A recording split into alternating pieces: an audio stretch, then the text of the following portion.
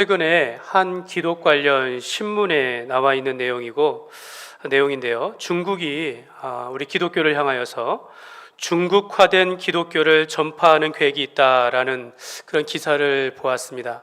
그래서 그 기사에 관련해서 최근에 그 몇 년 동안에 있었던 중국이 기독교를 향하여 했던 일들을 쭉 살펴보니까 최근에는 이 중국 안에 있는 기독교 목회자들을 불러가지고 중국 사회주의에 적응시키는 그런 교육을 했다라는 것도 발견하게 되었습니다. 또 최근에는 교회마다 사회주의를 신봉하는 것을 의무화시키려는 그런 시도가 있었다라는 것입니다.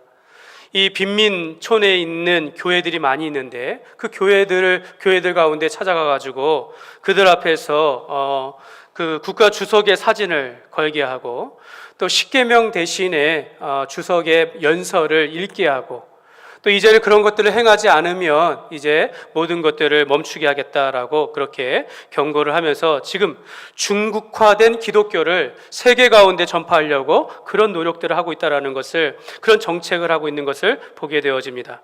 이처럼 기독교를 변질시키려는 시도가 국가적으로 이루어지고 있는 것을 우리가 조금만 조사해 보면 알게 되어지는데요.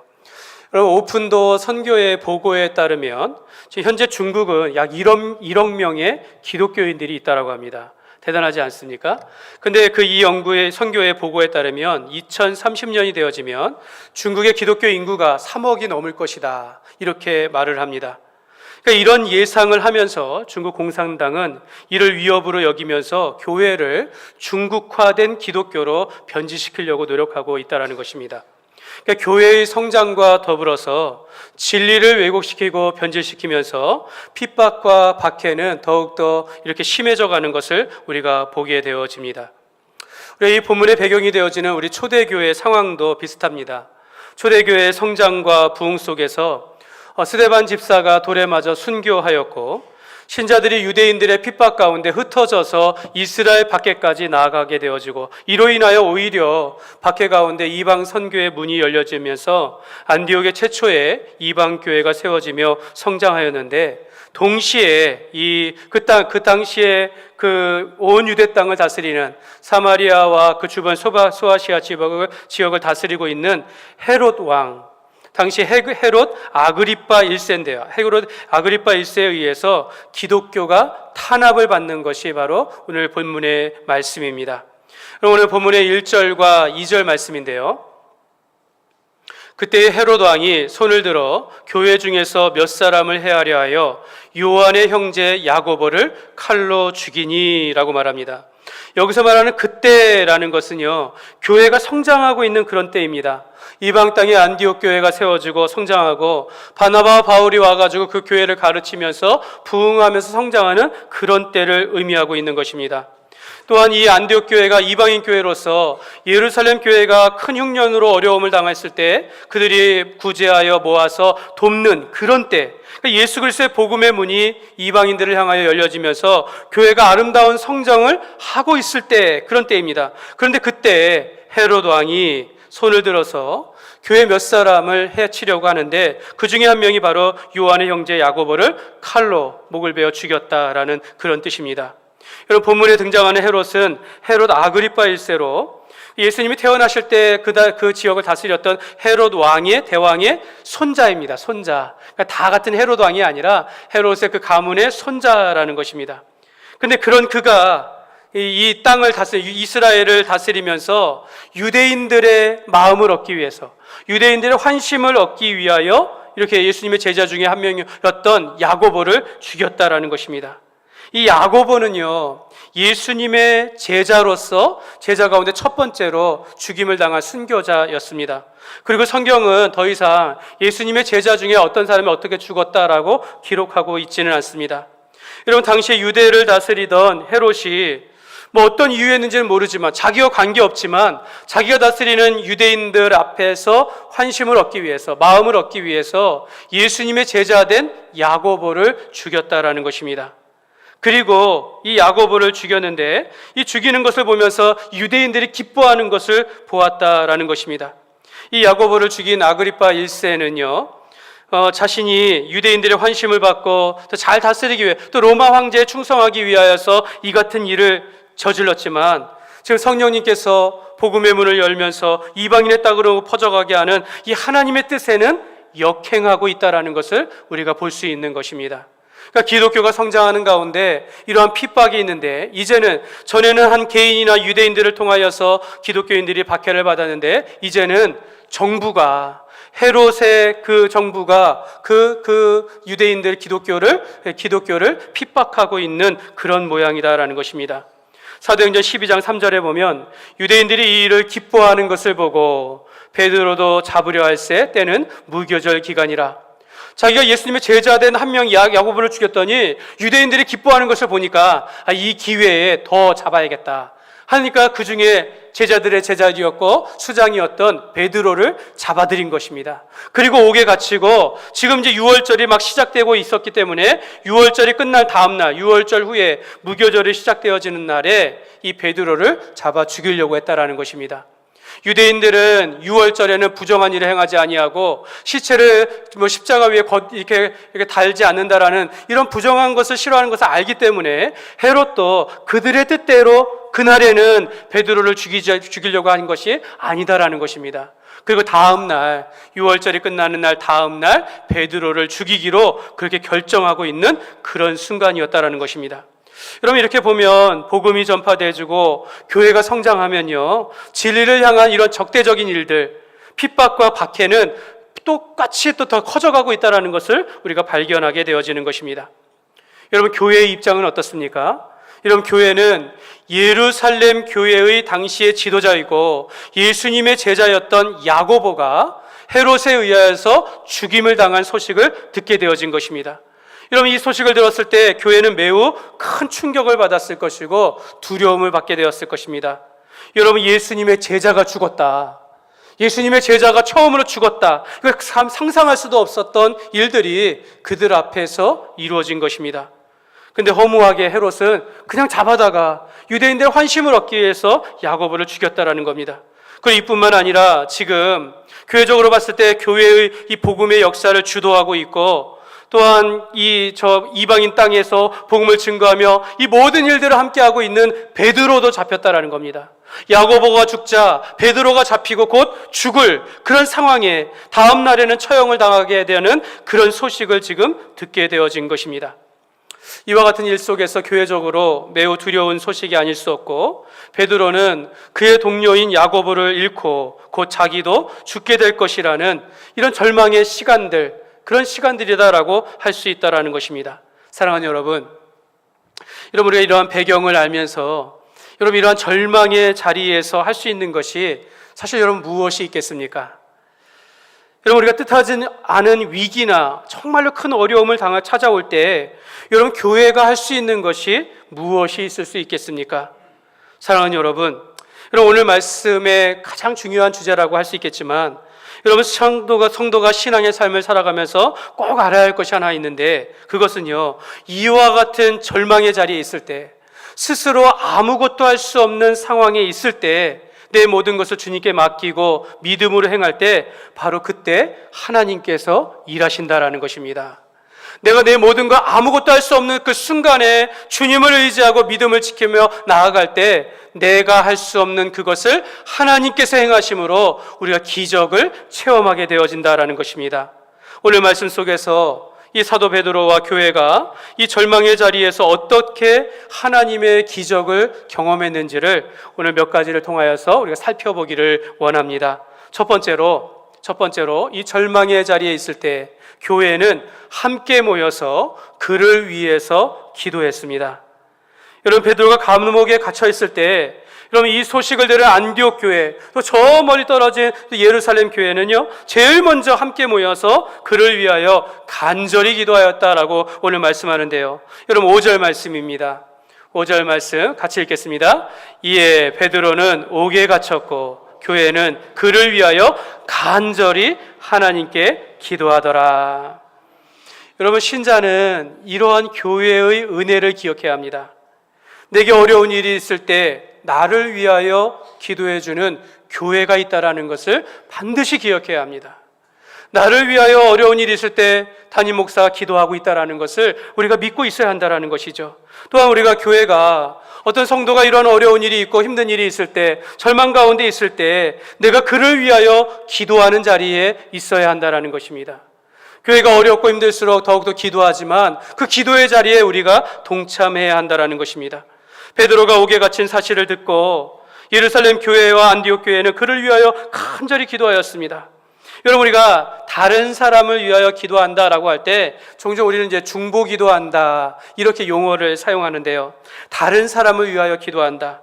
그런데 여러분, 사실은요, 사람이 사람을 위해서 중보한다라는 것은 불가능한 일입니다. 여러분, 우리가 기도함으로 그 사람이 나을 수 있고 그 문제가 해결될 수 있겠습니까? 여러분, 사람이 중보 기도한다라는 것은 사실 그 의미적으로 맞지는 않습니다. 여러분, 디모데전서 2장 5절 말씀에 보면 우리 같이 읽겠습니다.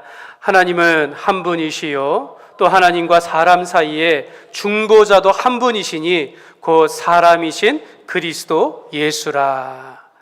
여러분, 우리가 예수님만이 홀로 하나님과 우리 사이에 중보자가 되심을 성경은 말씀하고 있습니다. 여러분, 우리의 중보자는 오직 예수 그리스도뿐이신 것을 여러분 믿으시기를 바랍니다.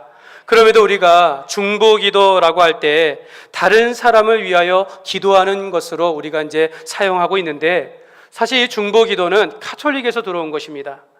하나님과 사람 사이의 중보자 되는 하면서 신부를 세워서 그를 위하여 기도한다라고 해서 이걸 우리가 이제 개신교에서 들어온 그런 과정들이 있는데, 여러분, 그렇다 할지라도 여러분, 우리가 죄인 된 사람은 온전한 중보자가 될 수 없음을 우리가 기억해야 하는 것입니다. 여러분, 우리는 다른 사람을 위하여 기도할 때 나의 중보자 되시는 예수 그리스도의 이름으로 다른 사람을 위하여 기도하는 것입니다.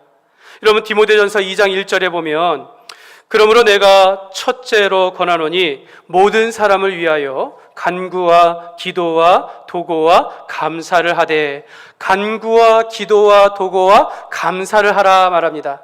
다른 사람을 위하여, 여러분, 간구하는 것은 나의 필요를 구하는 것이고, 기도하는 것은 우리가 일반적인 기도고, 도고가 다른 사람을 위하여 기도하는 것입니다. 근데 여러분, 우리는 이제 도고 기도합시다 이렇게 말하지 않지 않습니까? 그래서 우리가 이제 중보 기도한다라고 이야기하는데, 저는 우리가 기도할 때마다, 다른 사람을 위하여 기도할 때마다 저는 합심 기도라 이렇게 표현합니다. 또는 누구누구를 위하여, 무엇을 위하여 기도합시다라고 우리가 그렇게 사용하면서 기도했으면 좋겠습니다. 여러분, 구약에 보면 아브라함이 소돔성을 위해서 기도하고 그 가운데 있었던 조카 롯과 그의 가족의 구원을 위하여서 기도하였습니다. 또한 모세는 자기 민족이 하나님 앞에 죄를 지었을 때 민족을 위해서, 동포들을 위해서 기도하였고, 사무엘 선지자는 나라와 민족을 위하여서 기도하였습니다. 여러분, 우리도 다른 사람을 위하여, 남을 위하여 기도할 때 예수의 이름으로 다른 사람을 위하여 기도하는 것입니다. 여러분, 우리가 중보 기도한다 할 때 그렇게 하지 말고 합심 기도라라고 말하면서, 여러분, 우리가 마태복음 18장 19절입니다. 마태복음 18장 19절 같이 읽겠습니다. 진실로 다시 너희에게 이르노니 너희 중에 두 사람이 땅에서 합심하여 무엇이든지 구하면 하늘에 계신 내 아버지께서 그들을 위하여 이루게 하시리라. 여러분, 우리가 합심 기도하는 이유가 바로 여기 있습니다. 두 사람이라도 세 사람이라도 함께 모여 기도하는 것은 하나님께서 그렇게 땅에서 합심하여 기도하면 하늘에 계신 내 아버지께서 그들을 위하여 이루어 주시리라. 이 말씀 의지하여서 우리가 기도하는 것입니다. 여러분, 우리가 함께 모여 합심하여 기도하면 하나님께서 응답하여 주신다라는 것을 믿으시기를 바랍니다. 예루살렘 교회는 베드로가 감옥에 갇히고 이제 며칠 후 죽게 된다라는 소식을 듣고 이 절망적인 상황 속에서 간절히 기도했다라는 겁니다. 베드로는 이미 갇혔기 때문에 여러분, 이 소식을 들은 동료들이 기도해 줄 것이라 믿었겠지만, 그러나 정말 기도해 주고 있는지 그가 어떻게 알겠어요? 베드로는 지금 절망의 자리에 감옥에 있기 때문에 홀로 그 어려운 시간들을 겪고 있는데, 그 소식을 들은 교회는 그 사람이 알든지 듣든지 모르든지 간에 하나님 아버지께 간절히 기도하였다라는 것입니다. 그 소식을 듣자마자 교회는 그를 위하여 기도하였다라는 것입니다. 베드로는 지금 야고보, 자기 동료였던 제자 중에 하나였던 야고보가 죽은 것 따른 금방 죽은 것을 보고 이제 내가 갇히니 다음은 나다, 이런 상관에 이런 어려운 가운데 있다라는 거죠. 더욱더 절망스러운 것은요, 헤롯이 야고보를 죽인 것이요 명분이 없어요. 그냥 자기 입신을 위해서, 그냥 이 유대인들의 환심을 얻기 위하여 그냥 이 기독교인 중에 한 명이었던 야고보를 잡아다 죽였기 때문에 자기도 벗어날 길이 없다라는 것입니다. 베드로는 이번에는 꼼짝없이 죽게 된 겁니다. 이러한 절망스러운 상황 속에서 베드로 자신조차 어떻게 해야 할지 모를 때에 그 갇힌 상황을 들은 교회가 합심하여 기도한 것입니다. 여러분, 이러한 절망스러운 상황 가운데서도 여러분, 베드로를 위해서 기도해 주는 동료들, 신자들, 교회가 있다는 것이 여러분 얼마나 감사한 일인지 모릅니다.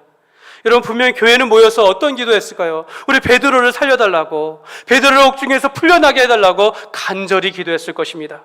사랑하는 여러분, 우리가 항상 다른 사람을 위하여, 남을 위하여 우리가 기도하는 일에 힘쓰는 교회가 되기를 소망합니다.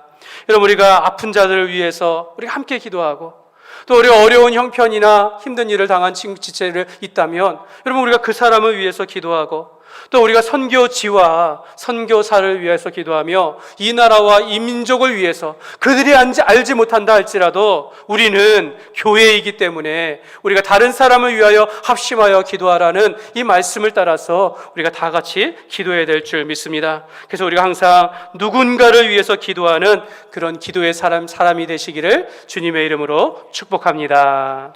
두 번째로, 여러분, 절망의 자리에서 베드로가 무엇을 했느냐? 베드로는 옥중에서 누워 잠을 잤습니다. 저는 이 말씀을 준비하면서 이 부분을 굉장히 중요하게 생각했습니다. 여러분, 헤롯은 베드로를 옥에 가두면서 네 패를 나누어 가지고 한 패씩 교대하여서 이 베드로를 계속해서 지키게 했습니다. 베드로는 양팔이 쇠사슬에 묶였고 철통 감시 속에 탈출하는 거나 누군가에 의해서 구출받는 거 완전히 불가능한 상태로 만들어냈다라는 것입니다. 그런데 여러분, 6절 말씀에 보면요, 이렇게 말씀합니다. 헤롯이 잡아내려고 하는 그 전날 밤에 베드로가 두 군인 틈에서 두 쇠사슬에 매여 누워 자는데 파수꾼들이 문 밖에 서서 옥을 지키더라, 이렇게 말씀하고 있습니다.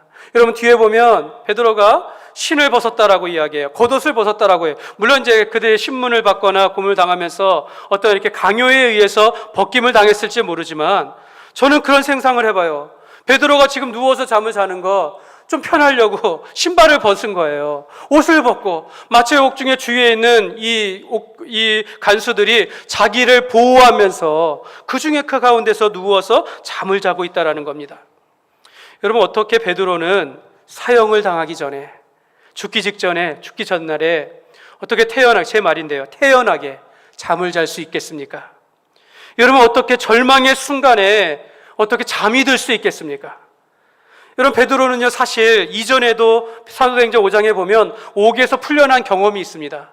그때 핍박을 받아 유대인들의 자기가 잡혀가지고 갇혔을 때 주의 사자가 나타나서 옥문을 열어서 나왔다라고 사도행전 5장에 나와 있어요.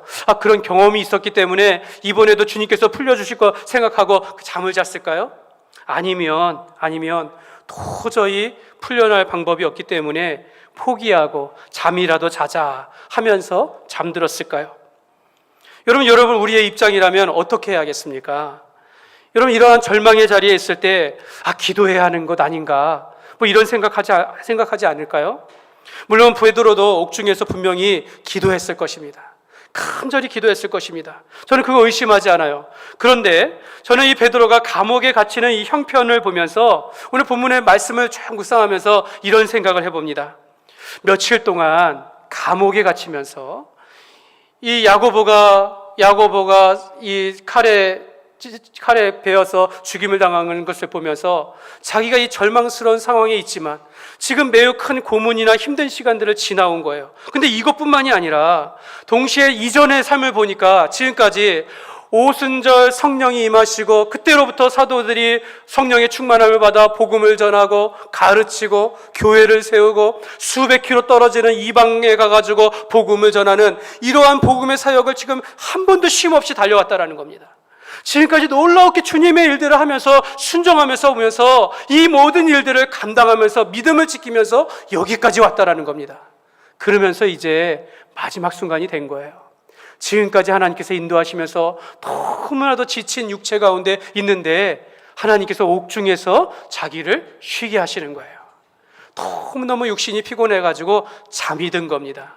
뒤에 보니까 주의 사자가 나타나서 이끌어주는데도 자기가 환상 가운데 있는 줄 알고 깨어나지 못했다라고 해요. 그만큼 깊이 잠들었어요. 저도 이런 경험이 있습니다. 전도사 부목사 시절쯤이었던데 정말 사역에 1년의 사역들 쭉 하다가 막 지쳐가는 거야. 힘들고 막 열심히 하는데 그러다 어느 날 어느 교회에 세미나가 있다라고 해가지고 3박 4일 세미나를 갔는데 거기 가지고 수양관에 딱 들어가는데 낮에 눕자마자 막 완전 깊이 잠들었다라는 거예요. 어떤 사람이 깨우는데 일어나지 않는다라는 겁니다. 그런 느낌이 아닐까. 지금까지 주님을 위하여 복음을 위하여 달려왔는데 이제 마지막 순간에 어찌할 수 없는 내가 주님을 위하여 모든 것을 했습니다 하면서 육신의 모든 피곤함을 내려놓고 깊이 잠들었다라고 할 수 있다는 것입니다. 오히려 감옥에 갇히면서 내일이면 죽을 수밖에 없는 상황이라 할지라도 이 모든 것이 하나님의 뜻이며 하나님의 섭리 가운데 바라보면서 하나님의 뜻으로 받아들여지니까 마음의 평안을 얻고 오히려 깊은 잠을 청할 수 있지 않았나 이런 생각을 하게 되어집니다. 사랑하는 여러분, 우리가 하나님의 섭리라고 할 때는요, 모든 일은 하나님의 뜻대로 이루어진다라는 그런 뜻입니다. 그러니까 하나님께서 이 세상의 모든 만물을 만드셨는데 하나님의 뜻 안에서 모든 것을 다스리신다라는 것입니다. 이런 로마서 8장 28절의 말씀에 보면 우리가 잘 아는 말씀이 있습니다. 우리가 알거니와, 우리 같이 읽겠습니다. 우리가 알거니와 하나님을 사랑하는 자 곧 그의 뜻대로 부르심을 입은 자들에게는 모든 것이 합력하여 선을 이루느니라. 여러분, 이것이 하나님의 섭리요 하나님의 뜻입니다. 하나님께서 사랑하시는 자들은 반드시 그의 모든 뜻 안에서 선을 이루신다라고 말씀하고 있는 겁니다. 우리가 어떤 형편에 있든지 어떤 상황에 처하든지 내가 어떤 일이 있더라도 하나님은 나를 향하여 실수하지 아니하시고 반드시 선을 이루신다라고 말씀하고 있는 것입니다. 베드로가 지금까지 믿음의 선한 싸움을 싸우듯이 복음을 위해 달려오면서 수많은 사람들이 주께로 돌아오는 역사를 보게 되어지고 이방인들을 향한 복음이 전파되는 것을 보았다라는 것입니다. 이제 내가 감옥에 갇히면서 하나님이 오늘 밤 나를 데려가신다 할지라도 하나님의 뜻으로 받아들이면서 하나님께서 주시는 평안과 안식을 누리면서 깊은 잠에 들었을 것이다 라는 것입니다. 사랑하는 여러분, 성경에 보니까 하나님께서는요, 사랑하는 자에게 잠을 주신다라고 이렇게 말씀하십니다. 시편에 보니까 우리가 일찍 일어나고 늦게 잠을 청하면서 열심히 일한다 할지라도 하나님께서 함께 하시지 않으면 아무 소용이 없다라고 말씀하고 있습니다. 그러므로 오늘 일은 우리가 오늘 열심히 하는 거예요. 그러나 내일 일은 염려하지 아니하고 하나님께 맡기며 우리가 깊은 잠을 청할 수 있는 것입니다. 제가 최근에 한 의사 선생님의 그런 잠에 대한 효능, 이걸 제가 좀 들어봤는데요. 많은 얘기가 있는데 우리가 성인들은 하루에 7시간에서 8시간은 최소한 자야 된다라고 말합니다. 여러분들 이제 우리 한국 사람이 그러질 못해요. 거의 다 7시, 8시간은 충분히 잠을 자야 한다라고 합니다. 그때 뇌의 기능이 회복된다라고 해요. 치매를 예방하는 가장 좋은 것이 깊은 잠을 청할 수 있는 것이라는 겁니다.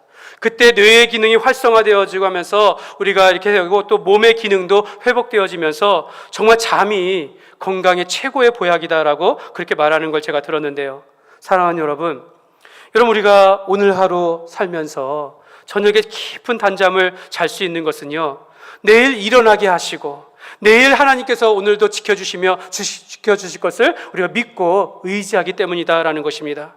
내가 오늘 내일 일을 염려하지 아니하고 오늘 깊은 잠을 들 수 있는 것은 오늘 밤에 하나님께서 나를 데려간다 하실지라도 내가 믿음으로 나갈 수 있는 것이고 내일도 하나님께서 나에게 새로운 생명을 주실 것을 알기 때문에 우리가 깊은 잠을 청할 수 있는 것입니다. 그러므로 여러분, 우리가 절망의 자리에 있을지라도 절대로 낙심하지 마십시오. 나를 향한 하나님의 그 뜻과 섭리를 믿으면서 오히려 베드로와 같이 누워서 잠을 잘 수 있는 이런 여유, 이런 의연한 믿음들, 이런 하나님께를 깊이 신뢰하는 이런 삶을 누리시기를 주님의 이름으로 축복합니다. 세 번째로, 절망의 자리에서 베드로는요, 주의 말씀에 순종했습니다. 여러분, 베드로가 절망의 자리에 옥에 갇혀 있을 때 호련히 오늘 말씀에 주의 천사가 나타나 옥중을 환히 비췄다라고 합니다. 그리고 베드로의 옆구리를 꽉 채가지고 깨웠습니다. 그러면서 손에 쇠사슬이 딱 풀렸다라고 얘기해요. 여러분, 저는 이런 일들이 교회가 베드로가 알지 못하는 가운데 간절히 기도했기 때문에 하나님이 응답하시는구나 생각할 수도 있고요. 베드로를 향한 하나님의 뜻이 아직 남아있기 때문에, 하나님께서 베드로를 통해서 하실 일이 아직 남아있기 때문에 주의 사자가 나타나 그를 구출하였다라는 것입니다. 베드로는 천사의 음성을 들었습니다. 그리고 띠를 띠고 신을 신어라, 그 말씀 의지하여 신을 신은 거예요. 그리고 네 겉옷을 입어라, 입고 나가는 겁니다. 나를 따라오너라, 따라 나갔습니다. 베드로는 아직 잠을 자는 중에 완전히 깨지 못한 가운데 내가 지금 환상 중에 있는 것처럼 그 모든 말씀에 순종하며 나아갔다라는 것입니다.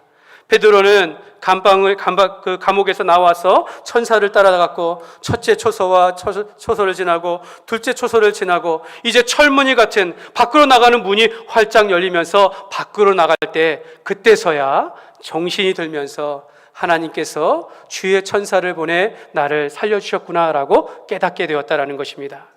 유대인들을 향한 헤롯의 모든 계획이 하나님께서 막으셨다라는 것을 깨닫게 되었다라는 것입니다. 그리고 이 베드로는 그 즉시로 요한의 어머니 마리아의 집에 가서 자기를 위하여 기도하는 동료들을 만나며 베드로가 경험했던 하나님께서 베푸신 그 기적의 체험을 함께 나누었다라고 오늘 말씀하고 있습니다. 여러분, 베드로는요, 절망의 자리에 있을 때 주의 말씀을 듣고 순종했더니 이러한 감옥에서 벗어나는 기적을 경험하였다라는 것입니다. 물론 베드로가 감옥에서 나온 것은요, 베드로가 한 것은 아무것도 없습니다.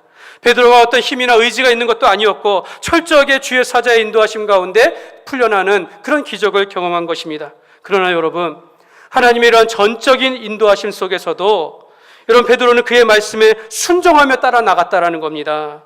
모든 일이 하나님의 뜻 안에서 이루어지는 은혜로 사랑이었다라는 것을 나중에 다 깨달았다라는 것입니다. 사랑하는 여러분, 서두에도 말씀을 드렸지만 여러분, 꼭 이 말씀을 기억했으면 좋겠습니다. 여러분, 우리가 절망의 자리에 있을 때, 내가 아무것도 할 수 없을 때, 내가 믿음을 지키며 주의 말씀에 순종하는 자들에게는 하나님께서 우리를 통하여 역사하신다라는 것을 여러분 믿으시기를 바랍니다. 내 힘으로 아무것도 할 수 없을 때, 내가 내 염려와 근심을 주님께 맡기며 믿음으로 살았더니 하나님께서 내가 할 수 없는 그 일들, 기적과 같은 일들을 나를 통하여 행하신다라는 것을 여러분 꼭 기억하시기를 바랍니다. 성경은 예수님께서 십자가에 못 박히신 것을 자기를 낮추시고 죽기까지 복종하셨다라고 말합니다. 그러니까 예수님도 십자가에 못 박히신 것을 하나님의 뜻에, 아버지의 뜻에 순종한 결과라고 말씀합니다. 히브리서 5장 8절과 9절 말씀에 보면요, 그가 아들이시면서도 받으신 고난으로 순종함을 배워서 온전하게 되셨은즉 자기에게 순종하는 모든 자에게 영원한 구원의 근원이 되셨다라고 말합니다. 그가 하나님의 아들이면서도 받으신 고난으로 하나님 앞에 순종함을 배웠다라고 말합니다. 끝까지 하나님 앞에 순종하게 되었더니 온전함을 받아서 모든 사람으로 하여금 구원에 이르게 되어지는 놀라운 역사를 이루게 되었다라고 말씀하고 있는 것입니다. 사랑하는 여러분, 진정한 믿음의 사람은 하나님의 뜻에 순종하는 자입니다. 여러분, 열심히 봉사하는 것도 좋고 전도를 많이 하는 것도 좋지만 그것보다 분명한 겁니다. 그것보다 중요한 것은 하나님의 말씀에 순종하는 것입니다. 여러분, 이스라엘의 초대 왕이 사울이었습니다. 사울은 하나님께서 불러주시고 선지자를 통하여 기름 부음 받아서 왕위에 올랐습니다. 사울은 가는 곳마다 전쟁에서 승리했어요. 그때 아말렉과의 전투에서도 승리하는데 하나님께서 이 아말렉과 전투 중에 말씀하셨습니다. 아말렉은 아무것도 남겨주지 말고 모든 것을 진멸하라. 하나님께서 이 아말렉의 과거에 하나님의 백성들을 괴롭혔던 것을 기억하시면서 사울을 통하여 그 원수를 갚게 하기 위해서 모든 것을 진멸하라고 말씀하셨어요. 근데 이 완전히 진멸하라는 명령을 어기고 이 사울 왕이 전쟁 가운데 남은 좋은 양과 좋은 소를 이렇게 남겼다라는 겁니다. 그러면서 나중에 말하기를 내가 주님을 위하여 제사를 지내기 위해서 내가 이 양과 소를 남겼습니다. 가난한 자들을 위하여 나눠주기 위해서 이것을 남겼습니다. 그러나 하나님께서는 말씀하시기를 네가 하나님의 말씀에 순종하지 않았기 때문에 그걸 불법이라고 말하면서 그를 왕위에서 쫓겨나게 했습니다. 하나님께서는 순종이 제사보다 낫다라고 말씀하셔 주셨습니다. 예수님도 주의 이름으로 너희가 예언도 하고 귀신도 쫓아내고 권능을 행한다 할지라도 순종하지 않으면 그것이 불법이다라고 말씀하셨습니다. 그러므로 여러분, 주님의 뜻이라면, 여러분 주님의 말씀이라면, 그것이 아무리 작은 것이고 사소한 일이라도 우리가 하나님 앞에 순종하는 그런 삶을 살아가시기를 주님의 이름으로 축복합니다. 제가 미국에서 공부를 하고 몇 년간 목회를 하다가 이제 미국에서 이제 몇 년간 목회하면서 종교 비자가 끝나고 영주권 신청을 이제 앞두고 있었습니다. 이제 영주권 신청을 하면 또 몇 년간 한국에 나오지 못하기 때문에 약 9년의 시간 동안 한국에 나오지 못해서 이제 부모님을 뵈려고 교회 휴가를 맞고 이제 한국에 들어왔습니다. 그때가 2017년 5월 말이었는데요. 5월 말에 나오고 이제 들어갈 때 그동안 이제 비자가 이제 이게 만료가 됐기 때문에 갱신하기 위해서 제가 이제 미국 대사관에 가가지고 이제 인터뷰를 보고 이제 갱신을 하면 되는 겁니다. 이 과정은 그냥 하나의 과정이에요. 다 되는 것이었습니다. 인터뷰할 때도 아무 문제 없었는데 됐다라고 하면서 가서 비자를 기다리라고 하는데 일주일 후에 이 거절 편지를 받은 거예요. 안 된다, 안 됐다라고. 이게 무슨 일인가? 갑자기 이제 하늘에 날벼락이 쳐진 겁니다. 들어갈 수가 없는 겁니다, 미국에. 그래서 한 달 동안 또 다시 변호사를 통해서 준비해가지고 또 인터뷰를 봤는데 또 거절당한 거예요. 인터뷰를 보면서 몇 가지 이야기를 하는데 제가 볼 때 제가 미국에서 삶 속에서 문제가 없었는데 왜 거절당했을까? 2번을 거치고 3번째 그 일들을 당했을 때 그때 하나님 앞에서 기도하면서 이 일을 멈췄습니다. 하나님께서 내게 주신 뜻이 있지 않을까? 그러면서 미국에서 나올 때 하나님께서 내게 주신 말씀을 기억하고 또 나와서 또 이야기하면서 하나님의 뜻으로 받아들이면서 미국에 들어가는 것을 포기했습니다. 정말 모든 것을 목회하고 있는 상황 가운데 정말 모든 것이 이루어지는 것 같이 이제 영주권 신청하면 모든 것이 형통할 줄 알았는데 잠깐 나옴으로 인해서 모든 길이 완전히 막혀버린 것입니다. 그래서 여러분 그 이후에 미국에 들어가지 못했어요. 있었던 집도 또 모든 교회도 그냥 여기서 기도하면서 모든 걸 맡길 수밖에 없었다라는 것입니다. 그때 절망 가운데 하나님 앞에 기도했습니다. 가족 가운데 함께 의논하면서 기도하면서 눈물로 기도하면서 하나님의 뜻이 있음을 믿습니다 라고 하면서 하나님, 이것이 정말 하나님의 뜻이라면 내가 수년 내에 다시 이 한국에서 목회할 수 있도록 하나님께서 길을 열어 주옵소서. 여러분 이런 기도 가운데 그냥 모든 것을 포기하면서 나갈 때 그 한 교회에서 이 부목사로 수석 목사로 이렇게 고용해 주시고 주일마다 말씀을 전하게 하시고 또 이 교회 가운데 있었던 여러 가지 일들 원로 목사님도 섬겨보게 하시고 후임 목사님도 보게 하시고 하면서 모든 한국교회 목회들을 빠른 시간 내에 배우게 하시는 거예요. 그러면서 혁신중앙교회에 오게 된 것입니다. 저는 혁신중앙교회에 와서 지금 이제 4년의 시간들이 지나가지만 하나님의 뜻으로 믿습니다. 하나님께서 우리를 위하여 예비하시고 나를 향한 하나님의 뜻임을 믿고 이 자리에 오게 되어진 것입니다. 내가 이 목회를 하는 것이 하나님의 뜻임을 내가 알고 있다면 여러분 우리가 사람의 문제로 인하여 포기할 수 없는 것입니다. 여러분 우리가 아무리 절망스럽고 어려운 일이 있다 할지라도 내가 넘어지지 아니하고 주님을 끝까지 의지할 수 있는 것입니다. 사랑하는 여러분, 여러분을 향한 하나님의 뜻을 붙잡고 우리를 향한 하나님의 말씀을 의지하며 살아가십시오. 여러분 우리가 사람 의지하지 아니하고 하나님의 말씀을 의지하는 곳에 하나님께서는 그 절망 가운데 순종하는 자에게 기적을 이루어 주신다라는 것을 여러분 믿으시기를 바랍니다. 말씀을 맺겠습니다.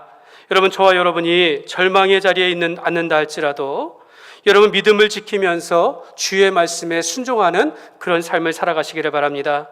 여러분 우리가 어려운 일이 있을 때 여러분, 우리를 위하여 간절히 기도하는 교회가 있고 나를 위하여 기도하는 동료가 있다는 것을 여러분 믿으시기를 바랍니다.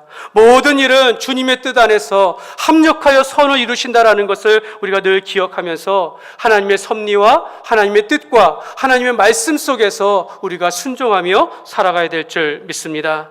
사랑하는 여러분, 하나님은 믿음을 지키며 그의 말씀에 순종하는 자에게 하나님께서는 일하시고 역사하십니다. 저와 여러분의 인생 가운데 특별히 어려운 상황 가운데 있다 할지라도, 절망의 자리에 있다 할지라도 믿음을 지키고 순종하는 자에게 하나님께서 역사하심을 믿고 우리가 이 한 주간 정말 베드로와 같이 정말 참된 안식과 단잠을 이룰 수 있는 그런 기쁨과 은혜를 누리면서 주님 안에서 승리하는 삶을 살아가시기를 주님의 이름으로 축원합니다.